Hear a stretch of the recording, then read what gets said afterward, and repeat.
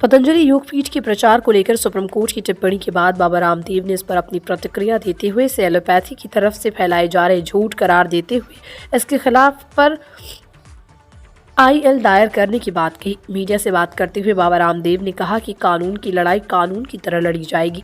बाबा ने कोर्ट में गंभीर बीमारियों को मात दे चुके रोगियों की कोर्ट में परेड कराने के लिए कोर्ट से गुहार लगाने की भी बात कही। उन्होंने कहा कि मैं कोर्ट में अभी तक पेश नहीं हुआ, अगर जरूरत पड़ी तो कोर्ट से खुद पेश होकर अपना पक्ष रखेंगे। सुप्रीम कोर्ट कभी भी गलत डायरेक्शन में निर्णय नहीं देगा, हम ये अपेक्षा करते हैं, क्योंकि वहां बहुत प्रबुद्ध जजेस होते हैं। और क्यों? क्योंकि कोर्ट का तो किसी योग आयुर्वेद नेचुरोपैथी ने कुछ बिगाड़ा नहीं है, तो कोर्ट की लड़ाई हम कोर्ट के आधार पर लड़ेंगे।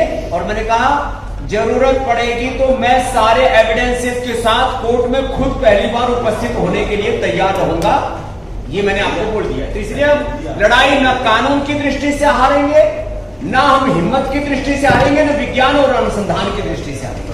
हारने का प्रश्न ही नहीं है। क्यों हारेंगे भाई? वेद में मंत्र अहम इंद्रो न पराजिके, हम कभी पराजित नहीं होंगे। सत्यमेव जयते, ये वेद का उद्घोष है उपनिषद का। बाबा जी MNC ने कब हमारे खिलाफ षड्यंत्र नहीं किए, लेकिन हम भी असली मिट्टी के बने हुए हैं, इसलिए लड़ेंगे और जीतेंगे। पिछले दिनों एक चुनाव है, इसलिए कोरोना पे कुछ नहीं बोलने का। बाकी कोरोना और कोरोना के बाद लोगों ने जो overdose of antibiotics, overdose of steroid, vaccination और वैक्सीनेशन के कॉम्प्लिकेशंस का, साइड इफेक्ट का, एडवर्स इफेक्ट्स का पूरा साइंटिफिक डॉक्यूमेंटेशन ना करना, इस सबके पीछे एक बहुत बड़ा संवाद हो सकता है, उसका मैं पक्षधर हूं। इतना ही अभी कहना पर्याप्त है। बाबा चाहिए, किसी की संख्या भारी है, उनके पास में लाखों करोड़ का साम्राज्य, जो मेडिकल कंपनियां हैं जिनको फार्मा कंपनियां बोलते हैं, एक एक कंपनी का 25-50 लाख करोड़ रुपए का, 100 लाख करोड़ रुपए, 200 लाख करोड़ रुपए से ज्यादा का पूरा साम्राज्य है। किसी का आर्थिक साम्राज्य ज्यादा है, पैसे से सच और झूठ का निर्णय नहीं कर सकते कि उनके पास पैसे ज्यादा हैं एलोपैथी वालों के पास में, तो उनका सच हो जाएगा। उनके पास हॉस्पिटल ज्यादा है, उनके पास डॉक्टर्स ज्यादा है, या उनकी आवाज ज्यादा सुनी जाती है, तो क्या हम कम पैसे वालों की, लेकिन हमारे पास में अपने ऋषियों की ज्ञान की विरासत है, हम दरिद्र नहीं है। हमारे पास ज्ञान विज्ञान की, प्रज्ञान के अनुसंधान की, रिसर्च एविडेंस की दौलत है हमारे पास, लेकिन हमारी संख्या कम है। भीड़ के आधार पर कभी भी सच और झूठ का निर्णय नहीं हो सकता। हम अकेले इंस्टीट्यूशन भी पूरी दुनिया के मेडिकल माफियाओं से, ड्रग माफियाओं से लड़ने के लिए तैयार, लेकिन स्वामी रामदेव कभी डरा नहीं और कभी हारा नहीं। तो हम इस लड़ाई को अंतिम निर्णय तक लड़ेंगे। श्रद्धेय आचार्य श्री भी कुछ कहेंगे, उसके बाद आपके प्रश्न भी लेंगे। उन्होंने कहा जो भी डायरेक्शन दिया है, क्या आप मानते एक तरफा है? आपको भी सुनना चाहिए था उन्हें एक तरफा दे। ऐसा है, देखो सुप्रीम कोर्ट में तो कानून की लड़ाई हम कानून के आधार पर लड़ेंगे। जो सच था जनता के सामने कहना, ये हमारी अभिव्यक्ति की आजादी है। हम अपनी अभिव्यक्ति की आजादी और अपने ज्ञान विज्ञान अनुसंधान और रिसर्च एविडेंस बेस्ड जो प्रामाणिक सत्यों और तथ्यों की जो कहने की आजादी है, ये हमारे कॉन्स्टिट्यूशन ने हमको दी है। उसके आधार पर हमने आपको बातें कही है। कानून की लड़ाई कानून के ढंग से सफल नहीं। अभी तो कोई ऑर्डर भी नहीं आया, हमारा कोई में आया है कि यदि पतंजलि प्रोपेगेंडा करेगा, तो मैं तो कहता हूं प्रोपेगेंडा करे तो सैकड़ों क्या हजारों करोड़ का जुर्माना लगाओ, फांसी पर लटकाओ, लेकिन हम प्रोपेगेंडा कर ही नहीं रहे ना। जब करेंगे तब लगेगी ना पेनल्टी। हमारा कोई अधिवक्ता वहां मौजूद था नहीं था, मैं पूछा था पतंजलि कोई नहीं, उसको कानून की बात कानून में करें। बाबा जी डाले करके जाते हैं, उनका विरोध का प्रश्न ही नहीं है।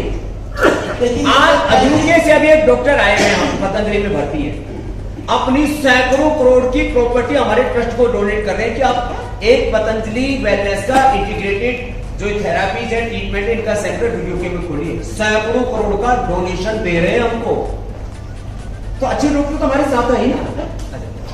मेडिकल साइंस और पूरा जो आयुष का जो पूरा इंटीग्रेटेड हॉस्पिटल पतंजलि परिसर में बनने जा रहा है।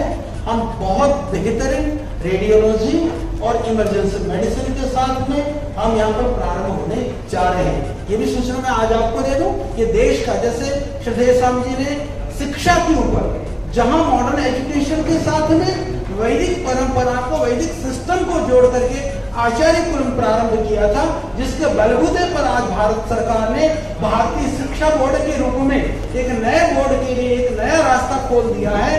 क्योंकि घर का वातावरण और स्कूल का वातावरण जो एक रूपता नहीं थी, उसको खत्म करने का काम अब भारतीय शिक्षा बोर्ड करेगा। ऐसे ही जो एडवांस लेवल का integrated medical system hospital Patanjali में शुरू होने जा रहा है। और मुझे कहते हुए बहुत प्रसन्नता है। अनिल आहूजा वेल नॉन नाम है जो इमरजेंसी मेडिसिन के लिए वो हमको सेवाएं दे रहे हैं। और बालाकृष्णा जो सेट्टी जो रेडियोलॉजी का बहुत जाना माना नाम है, साउथ में वाइस चांसलर हैं, वो हमें रेडियोलॉजी की सेवाएं दे रहे हैं। तो हम कहाँ कह रहे हैं हम एलोपैथी का विरोध करते हैं, हम कहाँ कह रहे हैं हम साइंस का विरोध करते हैं, हम कहाँ कह रहे हैं कि मॉडर्न जो सिस्टम है सपोर्ट है वो नहीं लेना चाहिए, परंतु उसके नाम पर जो ढोंग पाखंड और प्रोपेगेंडा और छल है वो रुकनी चाहिए। वो देश हित के लिए, रोगी हित के लिए, और किसी भी विधा को उल्टा ही कोई हतोत्साहित करेगा योग आयुर्वेद की, वो तो सुनवाई कतई नहीं होगी। जब तक भारत के संविधान में और भारत के सरकारी डॉक्यूमेंट्स में सत्यमेव जयते लिखा हुआ है ना, तब तक हम हारेंगे नहीं। या तो वहां लिख देना चाहिए अन्यतमेव जयते। जब तक भारत के लोअर कोर्ट से लेकर के सुप्रीम कोर्ट में यह तो धर्मस्ततो जय लिखा हुआ है, तब तक हम जीतेंगे। क्योंकि हमने कोई ढोंग आडंबर पाखंड नहीं किया, शनि केतु राहु भूत प्रेत चढ़ाए उतारे नहीं है।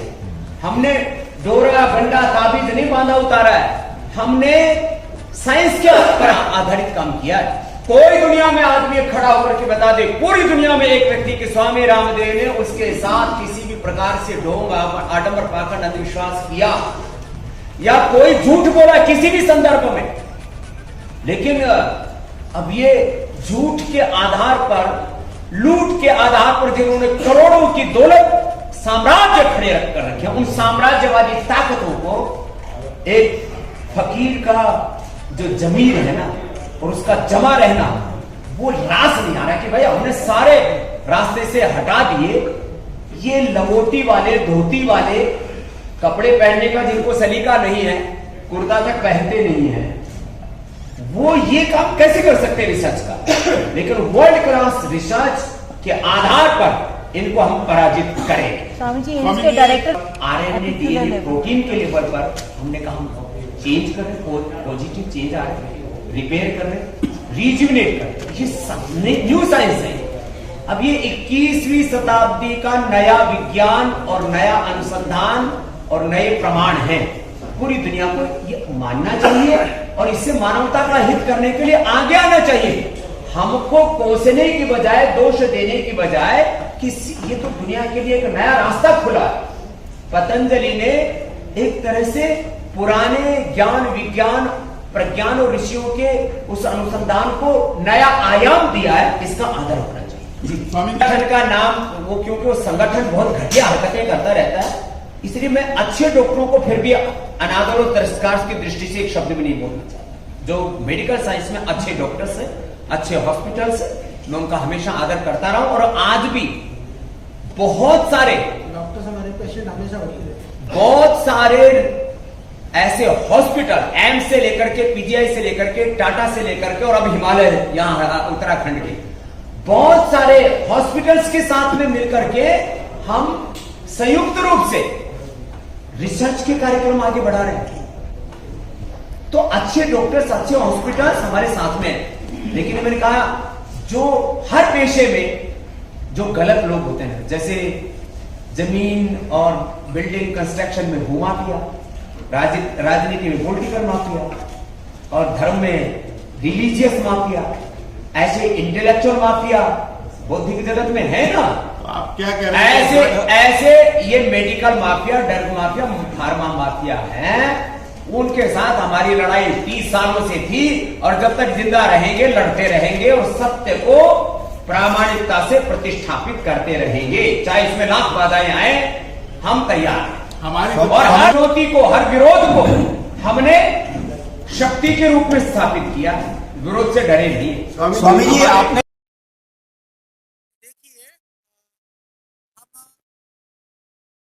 भारतीय परंपरा, मूल्य और कानून के तहत सब सेवा कार्य करते हुए योग आयुर्वेद को उस मुकाम पर पहुंचाया है जहां लोगों ने कभी कल्पना नहीं। और दूसरी बात ये रही, कभी किसी के आड़ में, कभी किसी के आड़ में, कभी किसी के बहाने से जो प्रोपेगेंडा करने वाले शक्ति है वो बहुत हावी रही। इसी तरह की बातें कल से हम देख रहे हैं और सुन रहे हैं।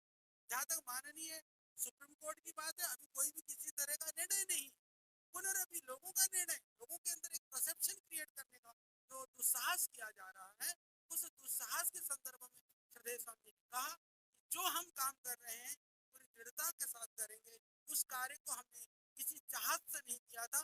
जब हमारी कोई चाहत नहीं है तो आसुरी शक्तियों से डरने की भी कोई बात नहीं है। कोई निर्णय नहीं आया, कोई निर्णय नहीं आया है, किसी तरह से कुछ भी नहीं है। कोर्ट में जो सुनवाई के टाइम पर कोई बात होती है, उस बात को आधार बना करके एक षड्यंत्र के तहत ये प्रोपेगेंडा किया गया है। इस तरह की जो चर्चाएं हो रही हैं, कोई भी चीज देखो, कानून की बात, अरे सुनो लो भाई, कानून की बात तो कानून से ही लड़ी जाएगी। ये मीडिया का विषय नहीं है। कानून का काम कानून से होगा। जो प्रोपेगेंडा किया जा रहा है वो मीडिया से किया जा रहा है, वो प्रोपेगेंडा मीडिया से में उत्तर दिया जाएगा। तो ये प्रोपेगेंडा का आंसर, प्रोपेगेंडा का उत्तर है मीडिया। ये कानून का समाधान नहीं है, कोर्ट का समाधान नहीं है मीडिया, वो कोर्ट से ही